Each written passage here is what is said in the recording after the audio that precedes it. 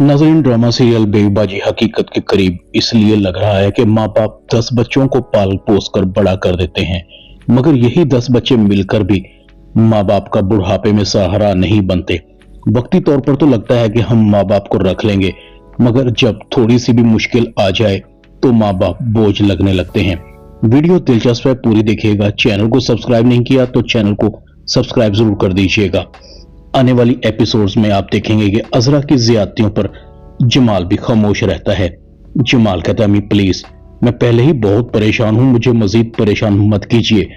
अजरा ने बेबीबाजी के काम करने छोड़ दिए। वक्त पर खाना देना तो दूर की बात, बेबीबाजी को अपने कपड़े तक खुद धोने पड़ते हैं। बेबीबाजी सोचों में गुम थी। सदीकी साहब की जिंदगी में कभी ख्याल ही नहीं आया कि उनके जाने के बाद जिंदगी इतनी मुश्किल हो जाएगी। काश मैं उनसे पहले चली जाती। वलीद लाहौर चला गया। वासिफ और फरहत की आपस की गलत फहमियां दूर होकर नहीं देती। नसीर और अस्मा, उनके ताल्लुकात भी अच्छे नहीं हैं। सबको अपनी अपनी पड़ी है। घर बिक गया, सबने अपने अपने हिस्से ले लिए। जिस घर को मैंने और सदीकी साहब ने अपना खून पसीना और मोहब्बत देकर बनाया था, सोचा था सब एक साथ रहेंगे, मगर ये साथ तो सिर्फ सदीकी साहब की जिंदगी तक ही था। बेबीबाजी को नींद नहीं आ रही थी, न जाने कब नींद आई। सुबह तबीयत बोझल थी, कदम जमीन पर सही से टिक नहीं रहे थे। बस रब के आगे सजदे ही अदा हो सके। बेबीबाजी ने सेहन में नमाज पढ़ने के बाद आराम करना मुनासिब समझा। अंबर अपने कमरे से बाहर आती है। दादी, आप यहाँ सो रही हैं? अंबर दादी को आवाज लगाती है, दादी दादी, मगर बेबीबाजी की बुखार की वजह से आवाज नहीं निकल रही थी। अंबर बेबीबाजी के चेहरे पर हाथ लगाती है। दादी, आपको तो तेज बुखार है। अंबर अपनी माँ के पास जाती है। अंबर, अम्मी अम्मी उठें। अजरा अंबर पर नाराज होती, क्या मुसीबत है तुम्हें? सुबह सुबह सोने भी नहीं देती। कौन सी क़यामत आ गई? बता, क्यों उठाया है मुझे? अंबर कहती, अम्मी दादी को तेज बुखार है और वो बाहर सहन में ही बिस्तर पर पड़ी है। अजरा कहती, हाँ तो फिर क्या हुआ? बुखार आता जाता है भाई, सभी बीमार होते हैं। तुम भी सो जाओ, कुछ नहीं होगा तुम्हारी दादी को। बहाने लगा रही होगी। बुढ़िया की ये भी कोई नई चाल होगी। जमाल की हमदर्दी हासिल करने के लिए मुफ्त में रोटियां तोड़ रही है। अंबर कमरे से जाने लगती है। अजरा कहती, तुम कहां जा रही हो? अंबर कहती, अम्मी दादी को चाय बनाकर देती हूँ ताकि उनका बुखार कम हो सके। बस आप मुझे बता दें, बुखार सरदर्द की गोलियां कहां पड़ी हुई हैं? अजरा कहती, तुझे एक दफा में मेरी बात समझ नहीं आती? तू ज्यादा हमदर्द है दादी की। कोई जरूरत नहीं है उनको दवाइयां देने की। जब दिन ढलेगा तो खुद ही बली चंगी हो जाएंगी। अंबर मुंह बनाकर चली जाती है। अजरा कहती है, पहले तो मुझे इसकी छुट्टियां खींचनी पड़ेगी। बहुत ज्यादा जुबान निकल आई है इसकी, अपने खानदान पर गई है।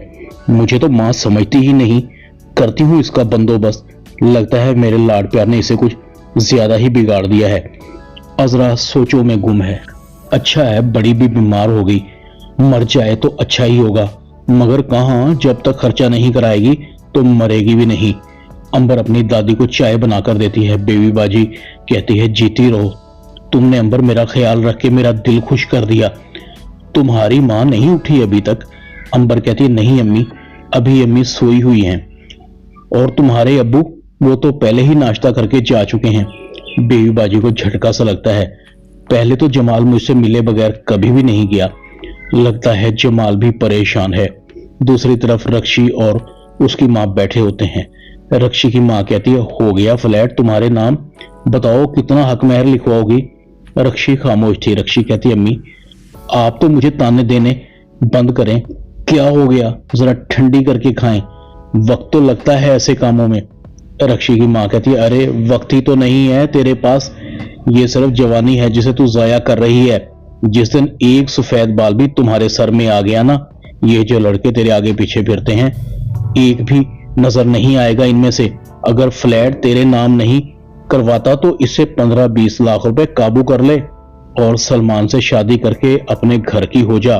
वो कंवारा भी है, दुबई का पैसा भी है, इसी बहाने चंद परफ्यूम भी मेरे लिए लेकर आ जाया करेगा। रक्षी कहती, अम्मा पागल मत बन, हम अभी भी नसीर से बहुत कुछ ले चुके हैं। ये जो दुबई वाले होते हैं, इनकी शान शौकत चंद दिनों की मेहमान होती है। आज नौकरी खत्म और ये घर आकर बैठ जाते हैं। तू देखती जा, मैं ऐसा खेल खेलूंगी कि नसीर मुझसे निकाह भी करेगा और फ्लैट भी मेरे नाम करेगा। तूने जवानी ऐसे ही गुजार दी, मगर तेरी बेटी ने कच्ची गोलियां नहीं खेली। बस अब जैसे ही नसीर आए तू नसीर को सुना देना कि किस रिश्ते से मुझसे मिलने आया है। नसीर जैसे ही रक्षी के पास आता है, रक्षी की माँ कहती है, अभी भी वक्त है, ये नसीर का बच्चा तुझे कभी खुश नहीं रख सकेगा। अरे वो एक फ्लैट तो तेरे नाम कर नहीं सकता, तुझे अपनी बीवी बनाकर खाक लेकर जाएगा। और इसे छोड़ परे, ये रिश्ता बहुत अच्छा है, खाता पीता है। रक्षी रोने लगती है। अम्मा मैंने तुझे कहा ना, अगर तुमने दोबारा मेरी शादी की, नसीर के अलावा किसी से भी बात की तो मैं अपनी जान दे दूंगी।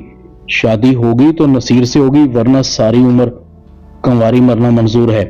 रक्षी की माँ कहती है, तो फिर बैठी रह कंवारी, अगर नसीर से शादी करेगी तो नसीर को अपना फ्लैट तेरे नाम करवाना ही होगा। मुझे भी तो पता चले कि वो तुझसे कितनी मोहब्बत करता है, करता भी है या नहीं। नसीर भी अंदर आ जाता है। नसीर को देखकर रक्षी की माँ चली जाती है। रक्षी रो रही होती है। नसीर कहता है, ये आंटी क्यों जोर जोर से बोल रही थी। रक्षी कहती है, क्या करूं, मेरे नसीब ही ऐसे हैं। एक अमीरजादे का रिश्ता आया है, बहुत दौलतमंद है, उसके पास बस उसकी उम्र ज्यादा है। मैं मर जाऊंगी मगर उससे शादी नहीं करूंगी नसीर। और अम्मा तुमसे शादी के बदले मेरी सिक्योरिटी चाहती है, मगर क्या करूं, तुम्हारी मजबूरी है। एक तरफ तुम्हारा प्यार, दूसरी तरफ अम्मा की जिद, मुझे मौत भी नहीं आकर देती। नसीर कहता है, मौत आए तुम्हारे दुश्मनों को। आंटी यही चाहती है ना कि फ्लैट तुम्हारे नाम कर दूं, तो समझो फ्लैट तुम्हारे नाम हो गया। अगले 1-2 दिन में तुम्हें फाइल फ्लैट की मिल जाएगी। नसीर चला जाता है। दोनों माँ बेटियां बहुत खुश हो रही होती हैं। अम्मा तू है बड़ी नौटंकी, तुझे तो अदाकारा होना चाहिए था। देखना अब नसीर फ्लैट मेरे नाम करवा देगा। रक्षी की माँ कहती है, तू अपनी माँ को ऐसे ही ना समझ, मैं जवानी में तुझसे कम नहीं थी, बस ये तो वक्त ने रुला दिया। दूसरी तरफ अस्मा का सिलाई का काम अच्छा चल रहा था। हर कोई अस्मा के पास सिलाई के लिए आ रहा था और अस्मा अपने बेटे की फीस आराम से अदा कर रही थी। मगर हर आए दिन नसीर का रवैया अस्मा से खराब होता जा रहा था। नसीर ने रातों को भी देर से आना शुरू कर दिया था। दूसरी तरफ वासिफ कहता है, पता नहीं बहुत दिन हो गए अम्मी की खैरियत मालूम किए। मेरा दिल कर रहा है फरत, मैं अम्मी को यहाँ ले आऊं।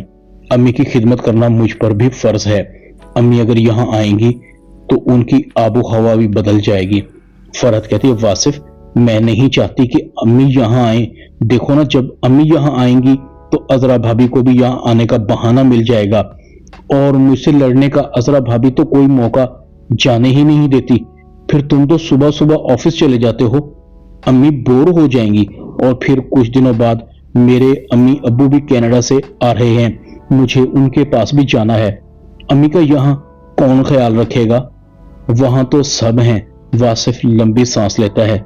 ये मजबूरियां तो हमेशा रहेंगी, इसका मतलब है मैं अम्मी को कभी यहाँ नहीं ला सकूंगा। फरत कहती है, वासिफ देखो, पहले ही हम दोनों के दरमियान गलत फहमियां बड़ी मुश्किल से सॉल्व हुई हैं।